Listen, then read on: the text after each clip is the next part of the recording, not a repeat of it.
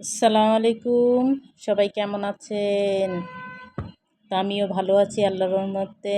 আজকে একটি চিকেন আলু টিক্কা বল বানাবো, সেজন্য চলে এসেছি, আপনাদের সাথে শেয়ার করব। তো আজকে চিকেন আলু টিক্কা বল বানাবো, সেজন্য দেখুন অনেক কিছু নিয়েছি। এই কিছুর ভিতরেই অনেক কিছু আছে। আলু টিক্কা, চিকেন আলু টিক্কা বল বানানোর জন্য এখানে আমি নিয়েছি চিকেন, দেন নিয়েছি কর্নফ্লাওয়ার, লবণ, মশলা, পেঁয়াজ ভাজা, তারপরে দেখুন এই যে মশলাগুলো, গোলমরিচ গুঁড়া, তারপর গরম মশলা, ভাজা জিরার গুঁড়া, গোলমরিচ গুঁড়া,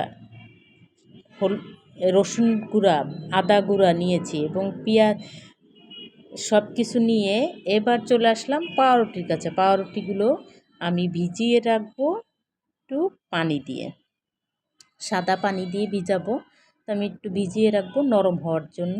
আর এখানে আলুগুলো ছেনে নিব। আলুগুলো ছেনে তারপর যাতে চাকা না থাকে আলুগুলো মিহিন করে ভালোভাবে ছেনবো। ছেনে এক এক করে যেই মশলাগুলো দেখাইছি সেগুলোই দিয়ে দিব। তো এর আগে আমি দেখছি পাউরুটিগুলো কীরকম ভিজে নরম হয়েছে কিনা।